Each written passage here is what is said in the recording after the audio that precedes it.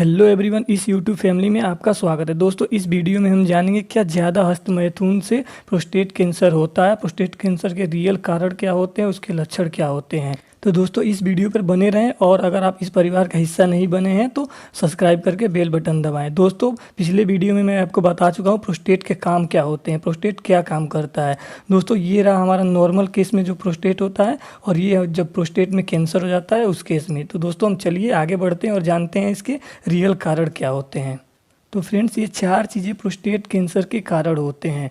ये चार चीज़ें तो नॉर्मल होती हैं, जैसे कि नॉर्मल कैंसर हमारा होता है उसमें इंटरनल कैंसर पनपता जाता है लेकिन हमें पता नहीं चलता है। वैसे ही ये चार चीज़ों के कारण हमारा प्रोस्टेट कैंसर भी होता है और हमें पता नहीं चलता है, लेकिन समय पे अगर हम उसकी जांच करा लें, उसके लक्षण को पहचान के, तो ये सही हो सकता है। तो चलिए हम वन बाय वन देखते हैं किन कारणों से हमारा प्रोस्टेट कैंसर होता है। तो दोस्तों, पहला है हमारा एज, बढ़ती हुई एज के साथ। दोस्तों, ये आप नहीं पूछेंगे कि हमारा एज बढ़ रहा तो हमें क्यों नहीं हो रहा। ये सब में नहीं होता, जैसे नॉर्मल लोगों में ही कैंसर होता है वैसे ये भी रीज़न है कि प्रोस्टेट कैंसर हमारा नॉर्मल लोगों में अगर ऐसे हो सकता है।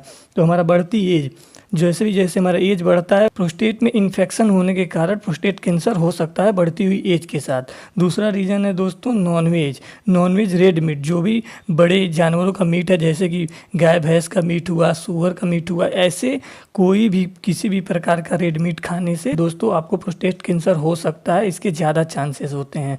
तीसरा रीज़न है दोस्तों work in paint and leather industry. अगर आप पेंट और लेदर इंडस्ट्री में काम करते हैं तो वहाँ बहुत ज़्यादा पोल्यूशन होता है। वो पोल्यूशन आपके शरीर के अंदर इंटर करता है, वहाँ से प्रोस्टेट कैंसर होने के ज़्यादा चांसेस होते हैं। यहाँ से हमारा प्रोस्टेट इन्फेक्टेड हो जाता है, इन्फेक्शन के कारण हमारा ये जैसे जैसे एज बढ़ेगा हमारा प्रोस्टेट कैंसर होता जाएगा। अगला रीज़न है फ्रेंड मास्टरबेशन।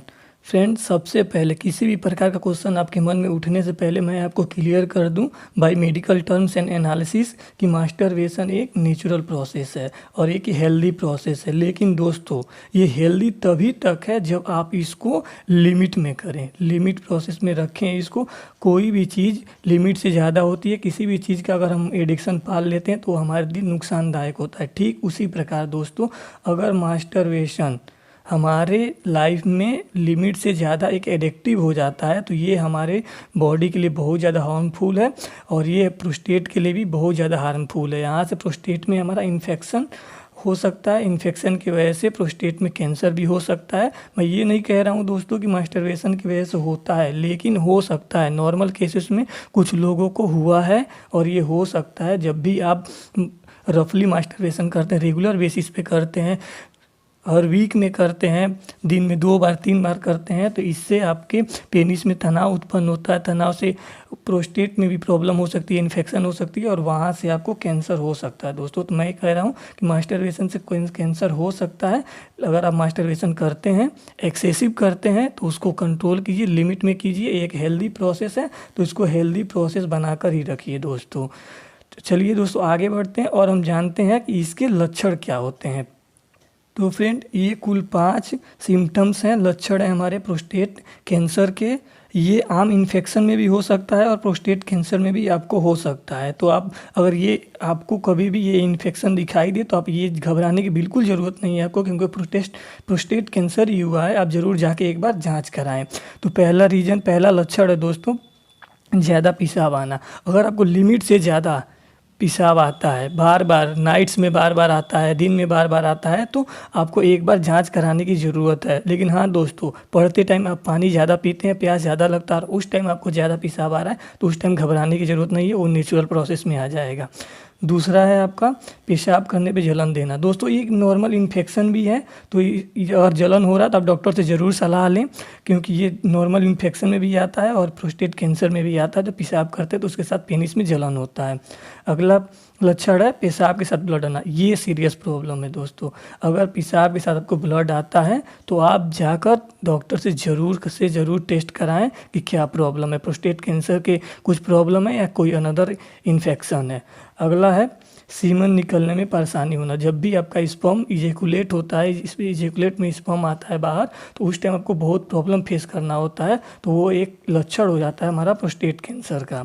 और नेक्स्ट है सीमन के साथ खून आना। अगर सीमन के साथ स्पर्म के साथ ब्लड आ जाता है दोस्तों, तो ये भी बहुत सीरियस प्रॉब्लम है। तो आप ज़रूर जाके अपने डॉक्टर से सलाह लें और उसका टेस्ट कराएं। आगे बढ़ते हैं और देखते हैं कि इसमें क्या क्या टेस्ट हो सकता है, कैसे प्रोस्टेट कैंसर से बचा जा सकता है।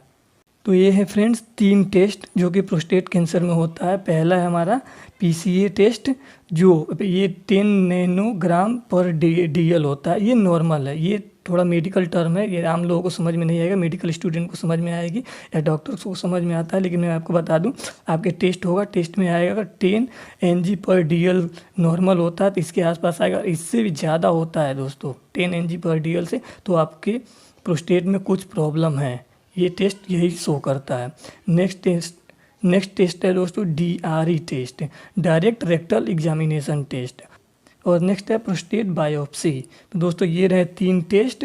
आशा करता हूँ दोस्तों आपके सभी सवालों के जवाब मिल गए होंगे और आपको बहुत अच्छे से समझ में आया होगा कि प्रोस्टेट कैंसर कैसे होता है, क्यों होता है, किन कारणों से होता है। तो दोस्तों वीडियो अच्छी लगी हो तो लाइक कर दें और चैनल को सब्सक्राइब कर दें। Thank you.